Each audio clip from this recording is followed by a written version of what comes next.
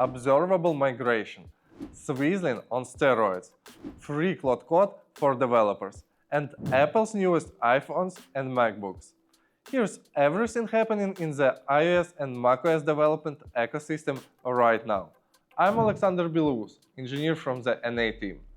Let's jump in. Apple has announced a new wave of hardware updates. The lineup includes iPhone 17e, an updated iPad Air, a refreshed Studio display, more powerful MacBooks, and even a completely new device in the lineup, the MacBook Neo. At first glance, everything is faster, more efficient, and in some cases even more affordable. The iPhone 17e keeps its familiar design but brings several notable upgrades. It runs on the Apple's new A19 chip, adds MagSafe support, and introduces the updated C1X modem. Base storage now starts at 256 GB. The phone comes in three colors: classic black, white, and a new soft pink. And the best part, the starting price stays the same at $599. The updated iPad Air now runs on the M4 chip and increases RAM from 8 to 12 GB. It also introduces the new N1 chip and the C1X modem for more stable connectivity. Despite these improvements, the price remains unchanged. Things get especially interesting in the MacBook lineup. The base MacBook Air now runs on Apple's M5 chip.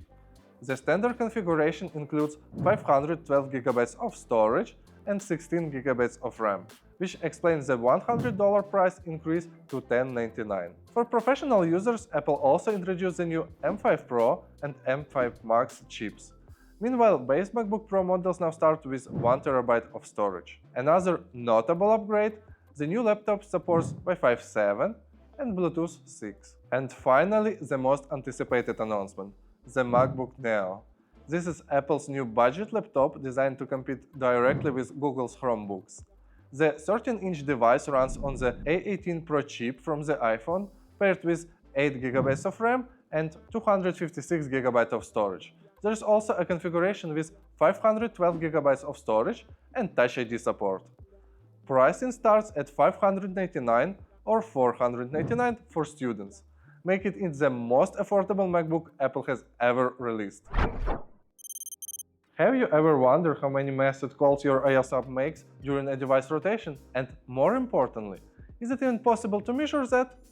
Bryce Bostwick set out to answer that question by diving deep into method Swizzling. As a real-world example, he explored how the well-known main thread checker works, the tool that ensures certain APIs are called only from the main thread. Bryce begins with a simple Objective-C demonstration. Imagine a messages class with a sayHello method and another class called Swizzle with the main thread check method.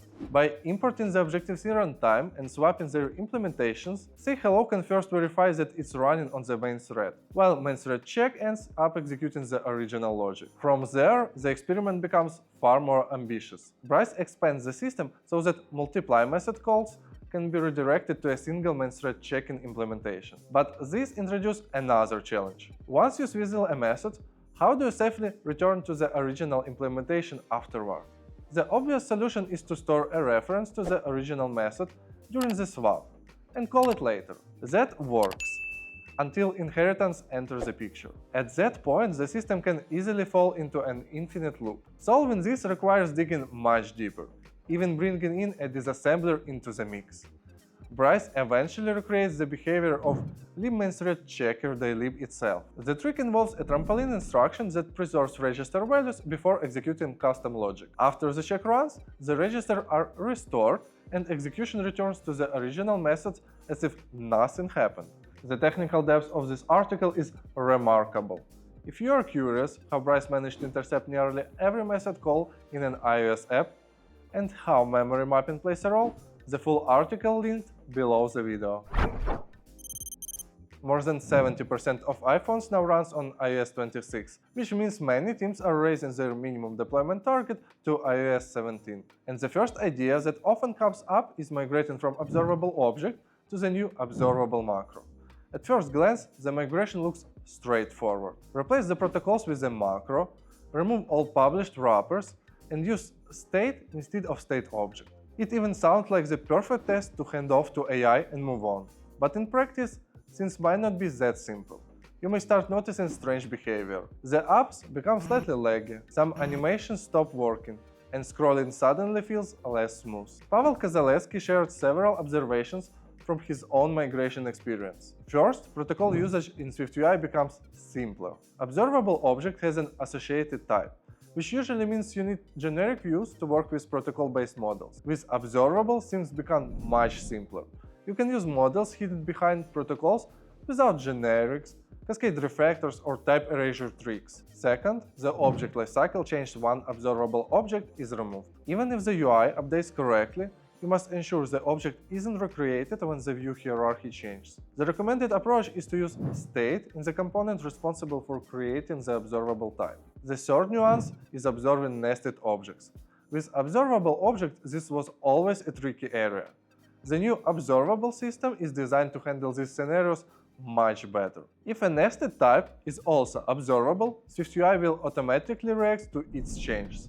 At the same time, it's important to use observation ignored wrapper to exclude properties that shouldn't trigger UI updates. The key takeaway is that migration to observable isn't just about replacing attributes. It introduces a new approach to state management and object lifecycles in SwiftUI. If you want to dive deep, the original article includes more practical recommendations and code examples. Anthropic has launched a new program to support the open source community. Developers can get free access to Claude Max X20 for 6 months. You need to be a core team member or an active contributor to a well-known open source project, with activity in the last 3 months. Projects typically need at least 5,000 GitHub stars or more than 1 million NPM downloads. However, if your project doesn't meet these exact numbers, but it plays an important role for the ecosystem, you may still qualify. OpenAI quickly followed with its own initiative called Codex for Open Source, offering 6 months of free access to ChatGPT Pro. The subscription can be used with tools like Codex, CLI, OpenClaw, and others. As an additional bonus, OpenAI also provides conditional access to Codex security along with API credits for tasks like code review, release workflow, and automation. And finally, a small but very useful tool for iOS developers. Store Connect CLI is an open-source project that lets you manage Store Connect directly from the terminal. No browser required. The main advantage of the CLI is that you avoid issues with expiring sessions. The tool was created by Rudram Riyam to automate everyday tasks related to Store Connect, with a strong focus on providing a clean API for automation and AI agents. The first version of the CLI supported only basic operation with apps and their metadata.